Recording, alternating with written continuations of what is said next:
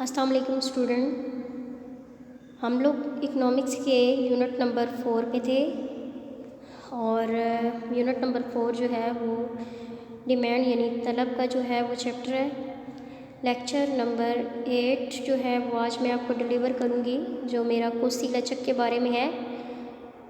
کوسی لچک جو ہوتی ہے جب ہم لوگ قیمت اور مقدار طلب میں نمایاں قسم کی تبدیلی کو دو واضح نکات کے درمیان جو ہے وہ ماپ رہے ہوں،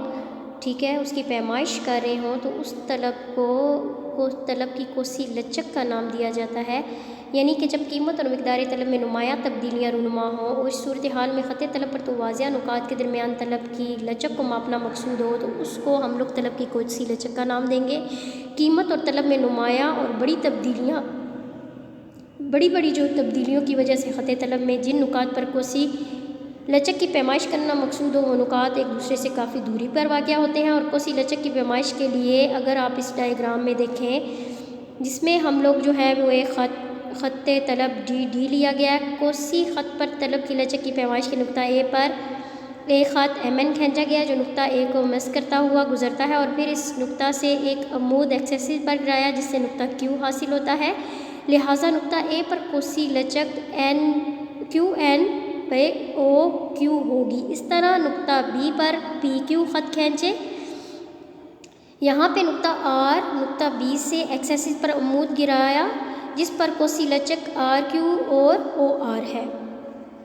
کوسی لچک کی وضاحت جو ہے وہ ریاضیاتی طریقے سے بھی کی جا سکتی ہے۔ ریاضیاتی طریقے میں آپ دیکھیں، یہاں پہ ہمارے پاس اس کا فارمولہ آئے گا مقدار طلب میں تبدیلی ڈیوائڈیڈ بائی شے کی قیمت میں تبدیلی، اور اس کو ہم لوگ Q0 مائنس Q1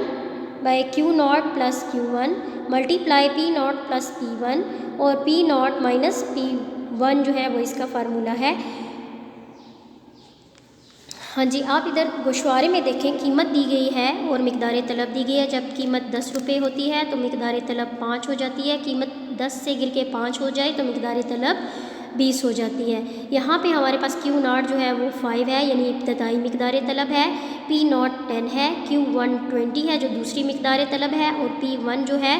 وہ دوسری قیمت جو ہے وہ 5 ہے۔ مقداری قدروں کو کوسی لچک کے فارمولے میں ہم درج کرتے جائیں گے۔ کوسی لچک کا فارمولہ Q0 Q1 اور Q0 plus Q1 multiplied by P0 plus P1 اور P0 مائنس P1 ہے۔ اس میں ہم لوگ جو ہے وہ آپ قیمتوں کو درج کر لیں گے۔ درج کرنے سے اگر آپ اس کو سولو کریں تو آپ کے پاس جو ہے -1.8 لچک آ جاتی ہے۔ مائنس جو ہے منفی رجحان کو نظر انداز کر دیں تو طلب کی کوسی لچک اکائی سے زیادہ ثابت ہو رہی ہے۔ طلب کی لچک کی عملی اہمیت جو ہے، یعنی ہم اپنی زندگی میں دیکھیں تو اس کی کیا اہمیت ہے، تو معاشی پالیسیاں بناتے وقت اسے ہم درجہ ذیل موقعوں پر اس سے افادہ حاصل کرتے ہیں۔ وزیر خزانہ جو ہے یہ اس کی رہنمائی کرتا ہے، جب وہ ٹیکس لگا رہا ہوتا ہے تو طلب کی لچک کے تصور سے ہی رہنمائی حاصل کرتا ہے۔ اشیاء پر ٹیکس لگانے سے ان کی قیمتیں چونکہ بڑھ جاتی ہیں، اس لیے اگر ایسی اشیاء ہوں جن کی طلب زیادہ لچکدار ہو تو لوگ ان کی خریداری چھوڑ دیتے ہیں اور ٹیکس حاصل ہونے کی صورت میں آمدنی جو ہوتی ہے وہ کم ہو جاتی ہے، جبکہ کم لچکدار والی اشیاء پہ جب ٹیکس زیادہ لگا دیا جائے ان کی خریداری زیادہ کم نہیں ہوتی۔ اس لیے وزیر خزانہ کی کوشش ہوتی ہے کہ زیادہ تر ٹیکس کم لچکدار طلب والی اشیاء پر لگائے جائے تاکہ حکومت کی آمدنی میں کمی واقع نہ ہو۔ اچھا جی، اب یہ جو ہے طلب کی لچک ماہرین جو ہے ان کے علاوہ اجارہ دار کی بھی رہنمائی کاری ہوتی ہے۔ اجارہ دار کو چونکہ اپنی رسد پر مکمل کنٹرول حاصل ہوتا ہے، اس لیے اپنی مرضی سے اشیاء کی قیمت کا تعین کرتا ہے، لہٰذا وہ کوشش کرتا ہے کہ زیادہ لچکدار طلب والی اشیاء ان کی قیمت نہ بڑھائی جائے، کیونکہ ان کی قیمت بڑھانے کی صورت میں جو ہے وہ اسے نقصان زیادہ اٹھانا پڑ سکتا ہے، اس لیے وہ کم لچکدار شے پہ جو ہے وہ زیادہ قیمت بڑھا دیتا ہے اور اس سے اسے نقصان کم ہو جاتا ہے۔ اسی طرح اب یہ صنعت کاروں کی رہنمائی بھی کرتی ہے۔ اب صنعت کار بھی یہ دیکھتے ہیں کہ جس شے کی طلب زیادہ لچکدار ہو، ٹھیک ہے، تو اس کی قیمت کم جو ہے وہ مقرر کر لیتے ہیں، اور جو کم لچکدار ہو اس کی قیمت میں جو ہے وہ تھوڑا بہت اضافہ کر کے منافع کما لیتے ہیں۔ اس کے بعد مشترک اشیاء کی قیمتوں کے تعین میں بھی اس کی رہنمائی ملتی ہے۔ مشترک اشیاء مثلاً گندم، بھوسا اور جو اکٹھی پیدا ہوتی ہیں، ان کی الگ الگ قیمت مقرر کرنا چونکہ مشکل ہو جاتی ہے، اس سلسلے میں طلب کی لچک کے تصور سے ہی رہنمائی حاصل کرتے ہیں۔ کم لچکدار طلب والی شے کی قیمت زیادہ اور زیادہ لچکدار طلب والی شے کی قیمت کم مقرر کی جاتی ہے، جیسے بھوسے کے مقابلے میں گندم کی قیمت زیادہ مقرر ہوتی ہے کیونکہ اس کی طلب جو ہے وہ کم لچکدار ہے۔ اس کے بعد نقل و حمل کے شعبے میں بھی اس سے ہمیں رہنمائی حاصل ہوتی ہے کہ اس میں کرایوں کے تعین کرتے وقت جو طلب کی لچک کے اصول ہیں ان کو مد نظر رکھا جاتا ہے۔ ایسی اشیاء جن کا وزن جو حجم ہوتا ہے وہ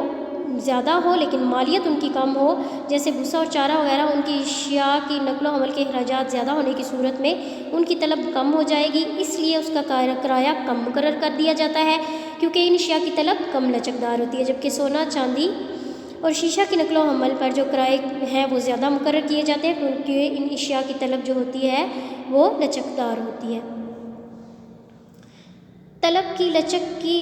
اور بھی اقسام ہیں، ان اقسام میں ہمارے پاس آمدنی لچک آ جاتی ہے۔ انکم الاسٹیسٹی جو ہوتی ہے اس کا تعلق ہماری آمدنی کے ساتھ ہوتا ہے، یعنی اگر آمدنی میں کمی بیشی ہو جائے تو اس صورت میں جو اس کی لچک ہوتی ہے، ٹھیک ہے،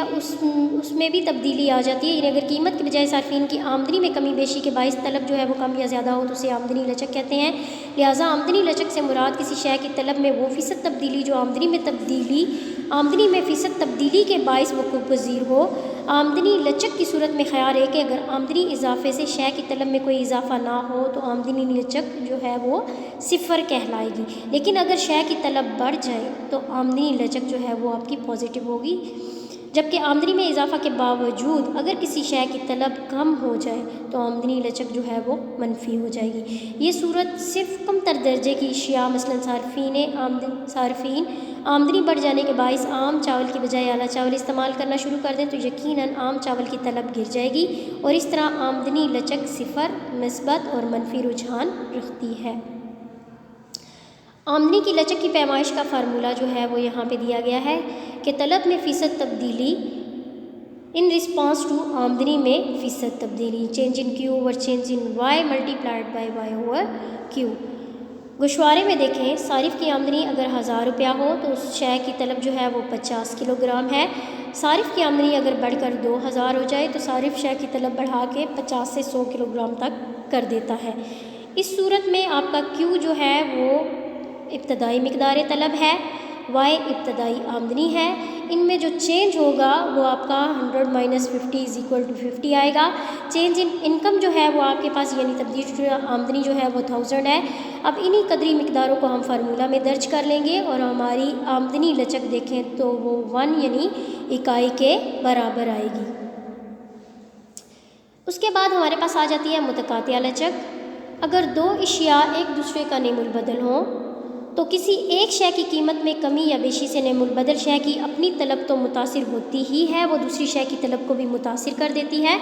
مثلاً چائے اور کافی، اگر کبھی چائے کی قیمت بڑھ جائے تو صارفین چائے کی مانگ کم کر دیتے ہیں اور کافی کی طلب جو ہے وہ بڑھا دیتے ہیں،